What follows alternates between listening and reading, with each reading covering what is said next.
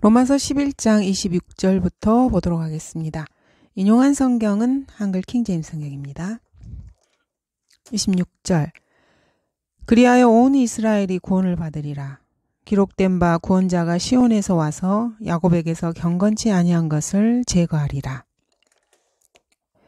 이스라엘의 일부가 완고하게 되어서 하나님께 버림을 받게 됩니다. 하지만 나중에 온 이스라엘이 구원을 받게 된다고 말씀하십니다. 이 구절을 뒷받침하는 증거 구절로는 이사야 59장 20절에서 21절이 있습니다. 구속주가 시온에서 야곱 안에서 허물로부터 떠난 자들에게 오시리라. 주가 말하노라. 나에게는 이것이 그들과 함께한 나의 언약이라. 구원자가 오셔서 유대인들을 구원하실 것이라고 말씀하십니다. 이 구원자가 유대인의 죄를 용서해서 의롭게 해주시겠다는 약속입니다. 그리고 유대인들의 모든 죄를 더 이상 기억하지 않으시겠다고 구약에 약속해 놓으셨습니다. 에레미야 31장입니다. 주가 말하노라. 그러나 이것이 내가 이스라엘 집과 더불어 맺을 언약이 되리니 그 날들 이후로 나는 내 법을 그들 속에 두며 그들의 마음속에 기록하여 나는 그들의 하나님이 되고 그들은 나의 백성이 되리라. 그러면 그들은 각기 자기 이웃과 자기 형제에게 말하기를 주를 알라고 더 이상 가르치지 아니하리니 이는 그들 모두가 즉 그들 가운데 작은 자로부터 큰 자에 이르기까지 나를 알게 될 것이기 때문이요. 내가 그들의 죄악을 용서할 것이며 그들의 죄를 더 이상 기억하지 아니할 것임이라. 주가 말하노라. 그리하여 온 이스라엘이 구원을 받는다고 말씀하십니다. 여기서 구원받는 사람들은 환난 성도들을 말합니다. 이들은 대환란이 끝날 때까지 끝까지 견뎌서 구원받게 되는 사람들입니다. 계시록 14장에 이스라엘의 12지파에 속하는 14만 4천 명이 이 환난 성도들에 해당되고 마태복음 25장에 나오는 기름을 준비한 현명한 5 처녀들이 이 환난 성도들을 예표하고 있습니다. 대환란 때에 구원받은 성도들은 율법을 먼저 지키고 그 다음에 모세의 노래를 부르는 동정들이라고 말씀하고 있습니다. 대환란 동안에 그리스도인들이 휴거되어서 하늘나라에서 그리스도의 심판석과 어린 양의 혼인색을 치를 때 이 땅에 남은 자들 중에서 율법을 지키고 모세의 노래를 부르는 동정들은 지상에서 이 두 가지를 행하면서 예수 그리스도께서 재림하실 것을 끝까지 행위로 지켜야만 자신의 구원을 유지할 수 있습니다. 이 중에서 14만 4천 명은 하늘로 휴거됩니다. 이들과 그리스도의 몸된 교회화를 반드시 구별해야 합니다. 그리스도의 몸으로서의 한 순결한 처녀는 대환란이 시작되기 직전에 그리스도께서 공중에 재림하실 때 예수 그리스도를 맞이하기 위해 공중에 들림받게 됩니다. 이들이 바로 이 교회 시대에 구원받은 우리 성도들, 그리스도인들입니다.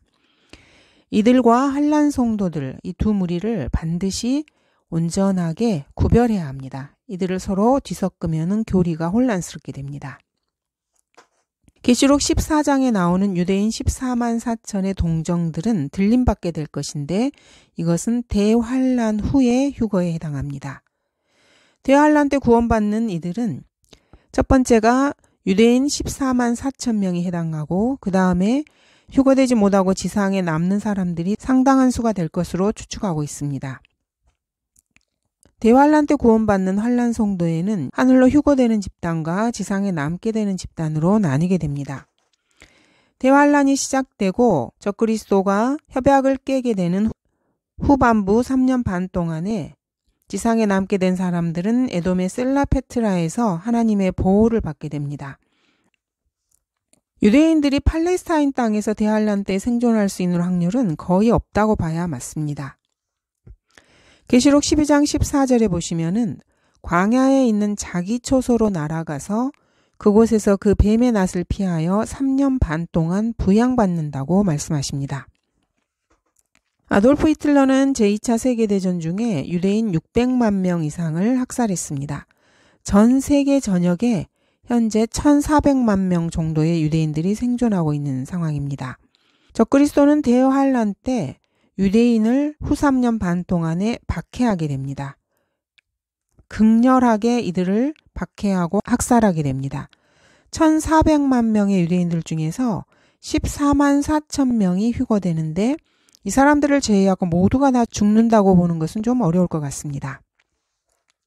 27절 이는 내가 그들의 죄들을 없앨 때 그들에 대한 나의 언약이 이것임이니라 함과 같으니라. 내가 그들의 죄들을 없앨 때. 자, 이 구절은 하나님께서 이스라엘과 하신 약속이 성취되는 때를 말합니다. 천년주의 신학자들과 목사들, 교인들은 하나님께서 이스라엘과 영원히 끝났다, 다시는 회복되지 않는다라고 거짓말을 하고 있습니다. 이들의 거짓말을 이 구절에서는 강력하게 부인하고 있습니다. 하지만 하나님께서 이스라엘과 하신 이 약속은 아직 성취되지 않은 상태입니다. 교회가 휴거되고 이 땅에 대환란이 펼쳐진 다음에 대환란이 끝날 때 예수 그리스도께서 땅으로 재림하시면 반드시 이루어질 약속입니다. 하나님께서는 결코 거짓말하지 않으시는 신실하신 분이십니다. 하나님께서는 이스라엘과 한 언약을 맺으셨습니다. 이 언약은 절대 취소되거나 파기되지 않는 언약입니다. 하나님께서 이스라엘과 맺으신 이 언약은 원래 갈보리에서 성취될 수도 있었습니다. 하지만 이스라엘은 하나님께서 자신들에게 하신 이 약속에는 전혀 관심이 없었습니다.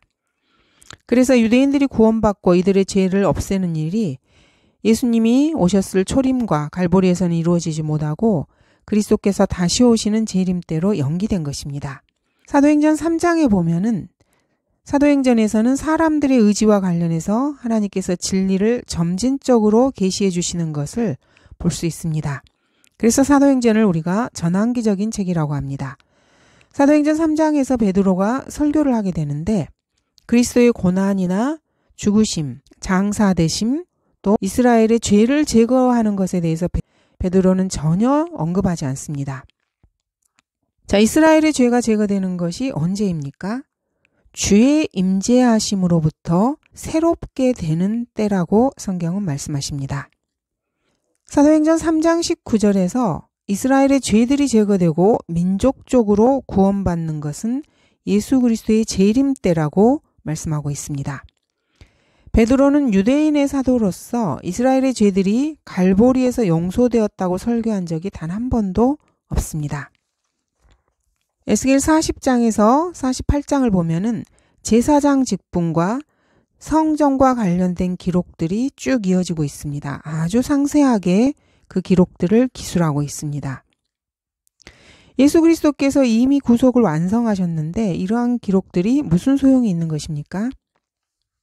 우리가 잘 알아야 될 것은 하나님께서는 유대인을 개별적으로 상대하시고 유대인을 민족적으로 다루시기도 하십니다. 즉 유대인 개인들을 개별적으로 상대하셔서 이들이 예수 그리스도를 자신의 개인의 구세주로 믿고 영접하면은 그들도 교회로 편입되어서 구원받은 사람이 됩니다. 하지만 유대인 민족 전체에 대해서는 민족적으로 다루신다는 것을 꼭 기억해야 합니다. 이스라엘은 민족적으로 구원이 약속된 민족입니다. 이스라엘 민족 개개인은 개별적으로는 각각이 구원의 대상이기 때문에 갈보리에서 이루어진 예수 그리스도의 보혈의 공로를 믿고 죄 용서받고 예수 그리스도를 개인의 구주로 영접하면은 구원을 받습니다. 그래서 초대교회 시대에도 많은 유대인들이 예수 그리스도를 믿고 구원을 받았습니다. 이것은 그 각 개인의 문제이고 이스라엘은 이것과 별도로 이스라엘 민족이 민족적으로 구속의 대상이 된다는 약속을 하나님으로부터 받았습니다. 하지만 이들의 민족적 구원은 예수 그리스도의 재림과 더불어서 성취될 약속입니다. 이방인들에게는 개인적인 구원만이 약속되어 있습니다.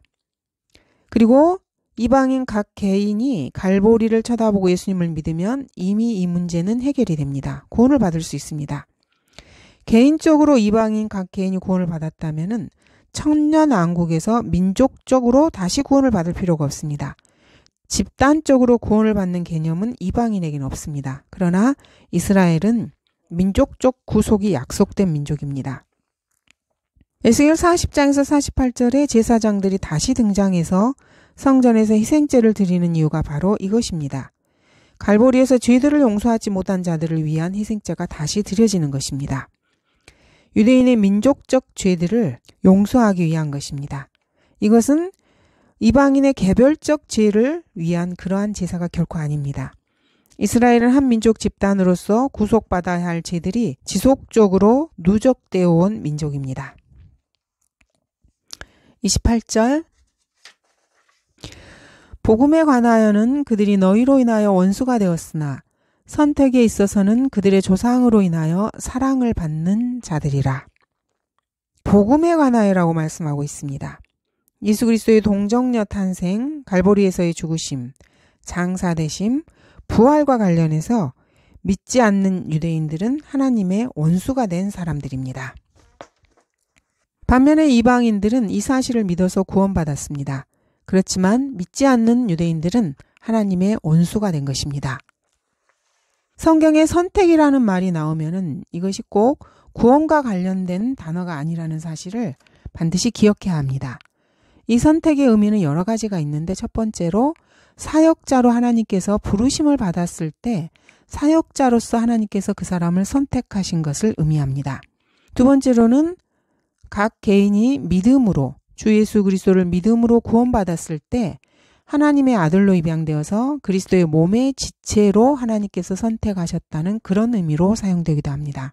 세 번째는 이렇게 해서 구원받은 성도가 그리스도의 형상과 일치하도록 부르심을 받은 선택을 말할 때 이 선택이라는 단어가 사용됩니다. 그리고 네 번째로 여기 이 구절에서 이 선택은 유대인에게 해당하는 단어입니다. 하나님께서 영광을 돌릴 백성으로 특별하게 유대인, 이스라엘 전체를 선택한 경우를 말하는 것입니다. 너희로 인하여 원수가 되었으나 여기서의 너희에서 너희는 이방인을 말하는 것입니다. 이방인 각각의 개인을 말하는 것이 아니고 한 집단으로서 이방인, 한 그룹으로 묶어서 이방인을 지칭하는 것입니다. 하나님께서는 이스라엘과 이방인을 한 집단의 개념으로 사용하십니다.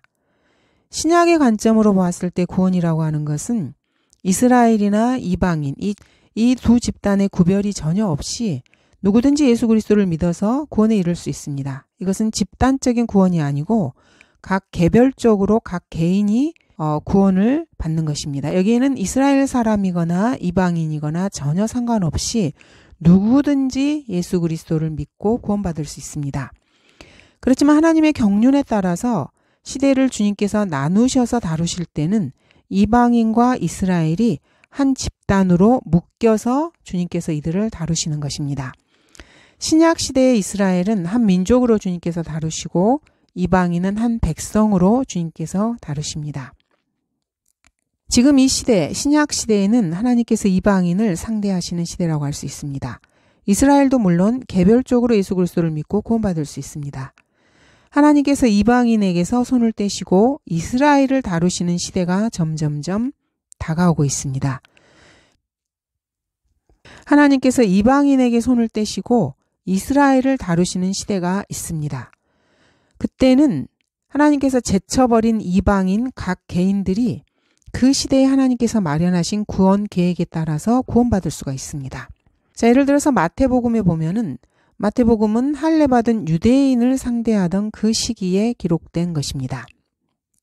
그 당시에도 유대인을 상대하셨던 그 경륜에 있어서 계치국을 받던 여인이 마태복음 15장에서 구원받는 사건이 나옵니다. 모든 시대, 모든 사람에게 하나님께서는 개인적으로 구원의 길을 열어주셨습니다. 그래서 그 시대에 맞는 처신을 하나님 앞에 보이면은 누구나 구원을 받을 수 있는 것입니다. 민족적 집단으로서 시대에 따라 하나님께서 기회를 주시기도 또 기회의 문을 닫아버리시기도 합니다. 여기에는 경제적, 재정적인 면에서도 포함되는 말입니다. 예를 들어서 이스라엘이 모든 민족의 꼭대기에 있는 기간, 그때에는 밑바닥에 있는 이방인 나라들에게 부유함의 기회를 하나님께서는 주시지 않습니다. 반대로 이방 나라들이 상승 기류를 타는 그 시기에는 밑바닥으로 추락한 유대인에게 경제적 어려움을 하나님께서는 주십니다. 20세기 초반부터 하나님께서는 이방인에게 손을 떼기 시작하셨습니다. 자, 이 말이 의미하는 것은 무엇이냐면은 이방인 나라들이 경제적으로 기울기 시작했다는 것입니다. 자, 어떤 민족이나 국민이 하나님의 말씀에 귀를 기울이면은 성령께서 그 나라 전체에 전면적으로 역사하셔서 경제적으로 부흥을 일으켜 주십니다. 반면에 그 나라 민족이나 국민이 하나님의 말씀을 무시하고 짓밟게 되면은 그 나라의 경제를 하나님께서는 파국으로 몰고 가십니다. 경제가 흥하는 나라를 보면은 성령께서 그 나라 곳곳에서 역사하신 움직임이 발견됩니다. 반면에 어떤 나라의 경제가 침체하는 것을 보면은 그 나라 안에서 성령의 역사를 찾아보기가 힘듭니다. 이것은 하나님께서 인류를 다루시는 엄연한 규칙입니다. 그러므로 하나님을 원망하거나 결코 탓할 수 없습니다. 이것은 처음부터 하나님께서 세우신 계획입니다. 만약에 이러한 사실을 하나님께서 세우신 이러한 규칙을 인지하지 못한다면 그것은 그 나라 국민의 불찰입니다. 29절 이는 하나님의 은사와 부르심에는 후회가 없으심이니라. 하나님께서는 이스라엘을 택하셨고 많은 은사를 주셨습니다.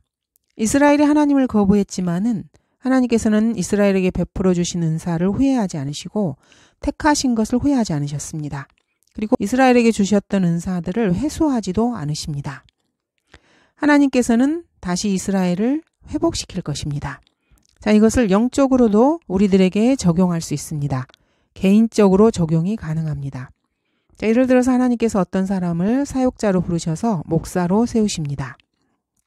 그리고 그 목사에게 직분을 감당할 만한 필요한 은사들을 모두 다 채워주십니다. 그 사람이 목사의 의무를 성실하게 수행하지 않을 수도 있습니다. 하지만 하나님께서 그렇다 하더라도 그 사람을 목사로 부르신 것을 후회하지 않으시고 그 사람에게 주신 은사를 거두어드리지 않습니다. 하나님께 부르심을 받고 합당하게 그 사람이 일을 하느냐, 일을 하지 않느냐, 그것은 전적으로 그 사람의 책임입니다. 하나님께서 왜 그 사람을 부르시고 은사를 주셨는가? 이것과는 별개의 문제입니다. 하나님께서는 어떤 사람에게 특정한 은사를 주시고 도로 뺏지 않으십니다. 받은 것을 어떻게 적절히 사용할 것인가? 그 은사를 받은 사람이 어떻게 그 은사를 영혼을 위해서 투자할 것인가? 그것은 전적으로 그 사람 개인의 몫입니다. 30절 너희가 지나간 때에는 하나님을 믿지 아니하더니 이제는 그들이 믿지 아니함으로 인하여 자비를 얻었느니라.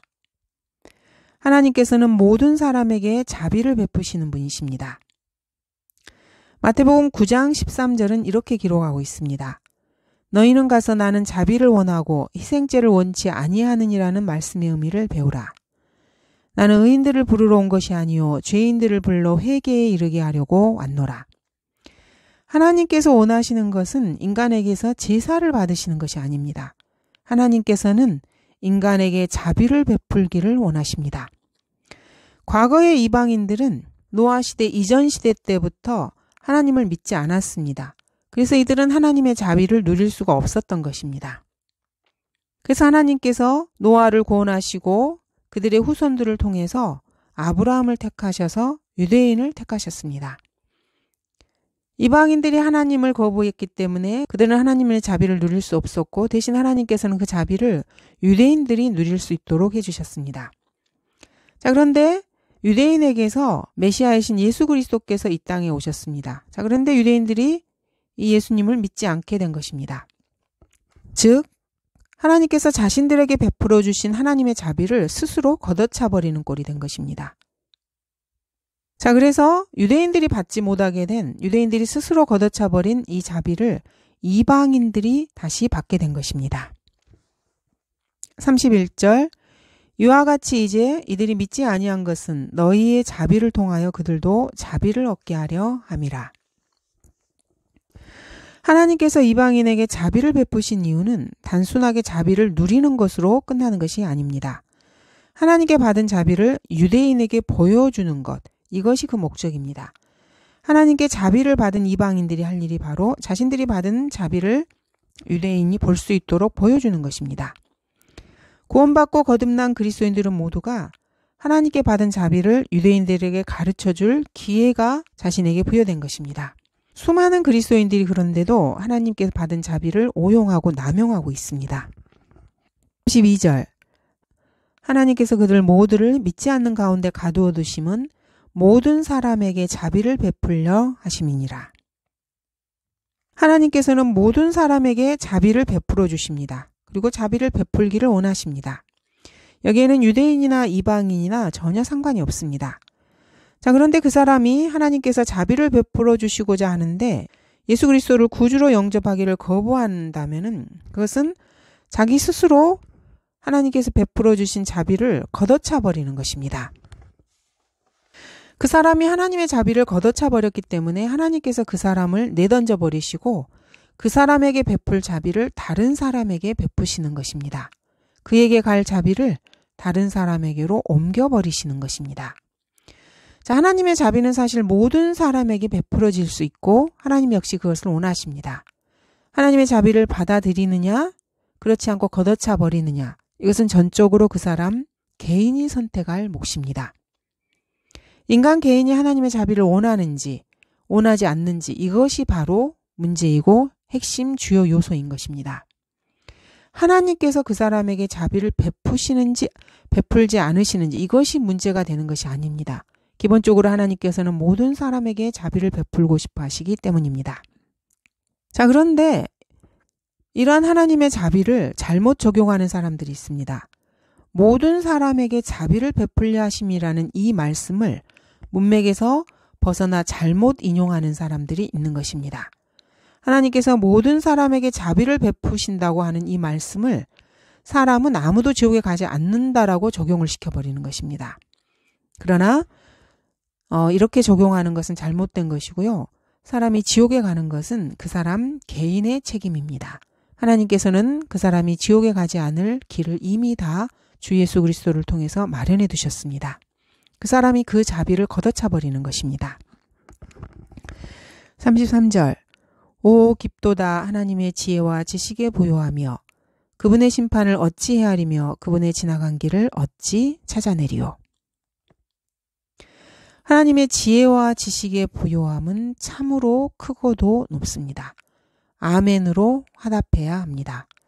하나님의 심판 역시 참으로 넓고도 깊어서 그 판단력이 어찌 인간이 다 헤아릴 수 있겠습니까? 그분이 지나간 길은 하나님께서 행하신 모든 일들을 다 말하는 것입니다. 인간이 하나님께서 행하신 모든 일을 어찌 다 알 수 있겠습니까?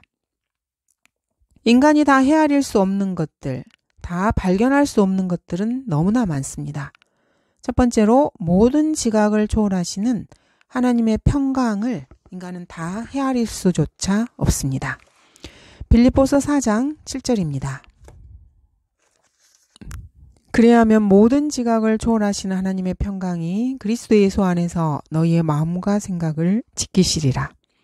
두 번째로는 그리스도의 풍요함을 인간은 다 헤아릴 수가 없습니다. 에베소서 3장 8절입니다. 모든 성도들 가운데서 가장 작은 자보다도 더 작은 나에게 이 은혜를 주신 것은 이방인들 가운데 헤아릴 수 없는 그리스도의 풍요함을 전파하게 하려는 것이라. 세 번째는 말로 표현할 수 없는 하나님의 선물입니다. 고린도후서 9장 15절입니다.